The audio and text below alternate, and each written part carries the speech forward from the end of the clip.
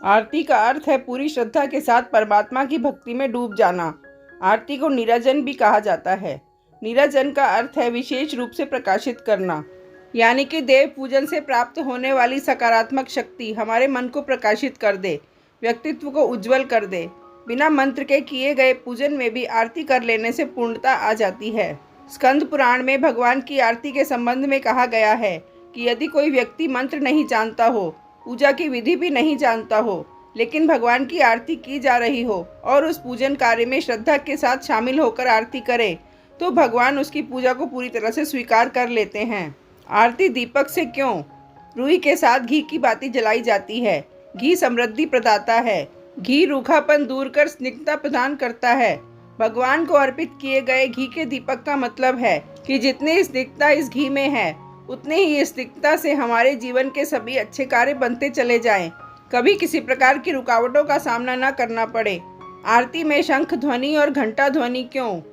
आरती में बजने वाले शंख और घंटी के स्वर के साथ जिस किसी देवता को ध्यान करके गायन किया जाता है, उससे मन एक जगह केंद्रित होता है, जिससे मन में चल रहे विचारों की उथल पुथल कम हो जाती है। शरीर का रोम रोम पुलकित हो उठता है, जिससे शरीर और ऊर्जावान बनता है। आरती कपूर से क्यों? कपूर की महक तेजी से वायुमंडल में फैलती है। ये ब्रह्मांड में मौजूद सकारात्मक शक्तियों को आकर्षित करती है। आरती वो माध्यम है जिसके द्वारा देवीय शक्ति को पूजन स्थल तक पहुंचने का मार्ग मिल जाता है। आरती करते हुए भक्त के मन में ऐसी भावना होनी चाहिए कि मानो वो पंच प्राणों की सहायता से ईश्वर की आरती उतार रहा हो। घी की ज्योति को आत्मा की ज्योति का प्रतीक मानना चाहिए। यदि भक्त अंतर मन से ईश्वर को पुकारते हैं तो ये पंच आरती कहलाती है। आरती एक दिन में 1 से 5 बार की जा सकती है। घरों में आरती 2 बार की जाती है, प्रातःकालीन आरती और संध्याकालीन आरती।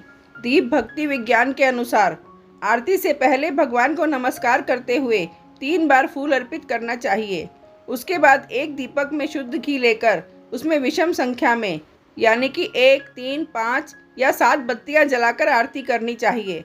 सामान्य तौर पर 5 बत्तियों से आरती की जाती है, जिसे पंच प्रदीप भी कहते हैं। इसके बाद कपूर से आरती की जाती है। कपूर का धुआं वायुमंडल में जाकर मिलता है।